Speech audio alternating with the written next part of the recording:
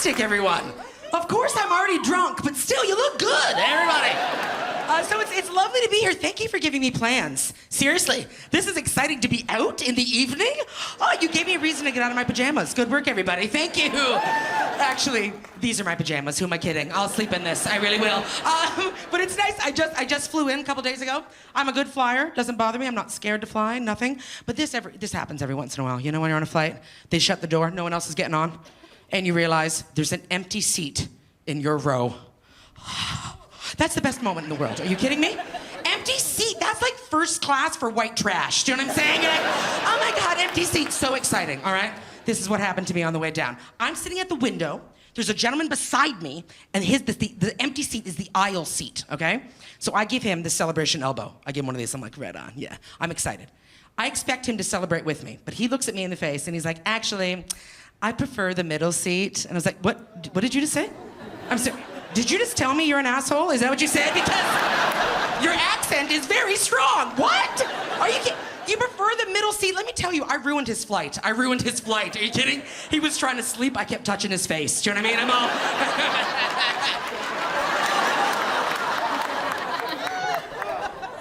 He woke up with a different part in his hair. That'll teach him. That'll teach him. It's your job, everyone, to teach people manners. I have to fly quite a bit, and this happens. This happens. Have you ever had to be on one of those little tiny small planes? One of those little passenger planes? There's only like 7 people on the plane. I had to take one a little while ago, and the airline that I was flying on was called Bearskin Airlines, which at first I was like, oh, sexy. But it's not. It's not sexy. I thought it was gonna be big, shirtless, hairy guys bring me drinks. No, just terrifying. That's it. And here's something you need to remember in your travels, everybody. If you ever get onto the stairs of your aircraft and the whole fucking plane moves, no, not a good idea. Yeah. I'm serious. I got on the stairs and it tipped on me. I'm like, Danda, the whole plane. Seriously, I had to get someone to put their foot down so I could get on it. You know what I mean? Like, hold the plane, and then I got on. Scary stuff, everyone. And the worst part about this, all right, is that 6 people on the plane, but there's another woman about my size about to board the plane, all right? I panicked. You've had that moment waiting for an elevator, haven't you? Yeah, 2 women my size show up for the same elevator and you start to do math in your head. I know you do it. I know you do it. You're like, 2,500, oh my. Carry the two. It's scary. It's a scary moment. And that happens to me. That's like an elevator shootout. Do you know what I mean? I was like, all right, sister, only one of us is going up. Who's it gonna be? And then I punch her in the neck and then I run. That's what I do, everybody. I'm lying, I don't run. Anyway, but I do enjoy this. I'm from the East Coast, so I love it when you have a big time zone change. You know what I mean? Got the big space. Oh, it makes me feel so exciting. You know, you feel like when you have a big time zone, no one knows who you are. Sometimes I'm a different person. I pretend that I'm a different person. So the last time I came out to the West Coast, I was like, nobody knows me here. I'm gonna be a totally different Debra. So I decided that I would flirt with guys, because you know what? I think I should give it a chance. I'm in my late 30s. This is the chance. Go for it, Debra. Try talking to men. You can do it, all right? Wrong, I can't do it. So what happens is this. I start to flirt with the first like stationary man that I saw. I was like, oh, you're not moving, you're my type. Hello. Seriously. Or I think I flirted. I'm not totally sure what I did, to be honest. I tried, I smiled, I tossed my hair a couple times, and then I think I punched him. I don't remember what happened. I panicked. I blacked out for a while. But then I came to in my hotel room, so I thought, wow, that must have went well. That must have gone well, everybody, I'm here.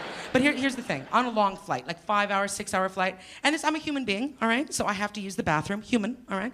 And now the next part of the story, not my fault. All right, the toilet overflowed, all right? Now this is not my fault because I am a delicate rose, all right? That is clearly a faulty toilet, all right? So I've been in the room for 90 seconds maybe, and then I have to phone down to the front desk. I'm like, hi, I overflowed the toilet. Even the girl on the phone was like, what the fuck, you've been there for 5 seconds. I was like, all right, I know, just send someone, all right? So in my mind, they're gonna send like maintenance or like housekeeping or something. But no, at this hotel, they send the cute guy from the front desk that I was trying to flirt with. That is who they sent. That's who they sent to plunge my business. Do you see what I'm saying? Yeah. And not in the sexy way that I had planned either. I'm gonna change the weekend, I'll tell you that. Not good, everybody. But then I'm out here, and so I have some couple friends, and they're like, don't worry, we'll make this better, Debra, don't worry. So they say, we'll take you out after. I'm great, I'll go out, we have a nice evening. And then one of my friends is, because, West Coast, they have medicinal marijuana, all right? So, and because, he's very sick, my friend, so he... sick. So we go out together and, he rolls this joint, all right? He rolls this little tiny, like a little pinner, like a skinny one. And I had that moment where I was like, really? This is what you brought? I'm a guest. A little rude. Anyway, I'm gonna say this is it. Whatever. But he doesn't tell me that it's medicinal marijuana, okay? So we smoked this joint. I'm telling you, I had like one drag off of it and I was so high that I had to spend the rest of my night in my hotel room convincing myself I wasn't gonna die. Do you know what I mean? That is it.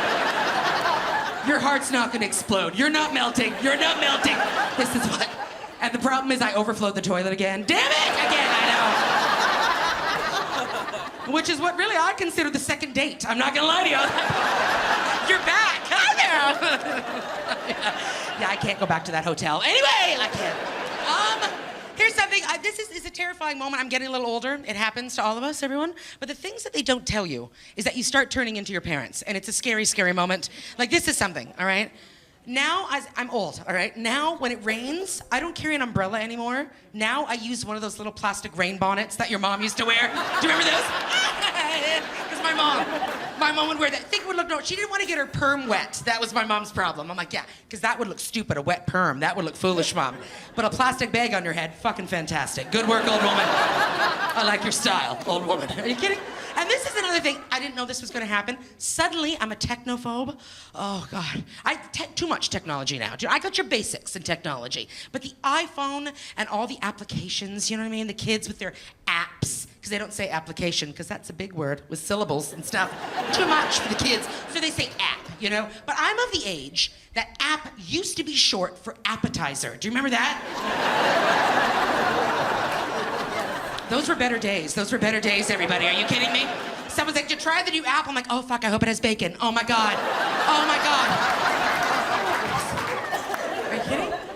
And I do, one of my favorite things is I love the texting, the autocorrect and stuff. I think that's a lot of fun. When you're texting something, you think you're sending a message, and then when you actually send it, it was totally messed up.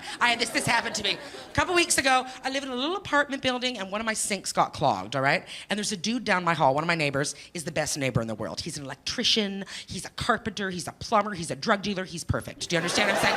Best guy ever, all right? So I go and I text him, and what I thought I sent was, hey Jack, my sink is clogged. What I actually sent was, hey Jack, my dink is clogged. That's what I sent him. He did not respond. He did not respond.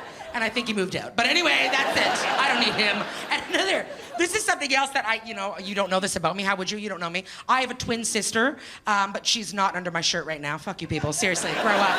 Grow up. We separated a while ago. But this is the thing. We're friends. We're very different, though. My sister and I. We're not identical. We're fraternal, and we're really different. Like, she's winning. My mom and dad like her way better than me, and it's because there's a lot of reasons. She's good. She's thin. She's married. She loves Jesus, and I love Jesus too. I love Jesus too, except sexually. I do. Oh God.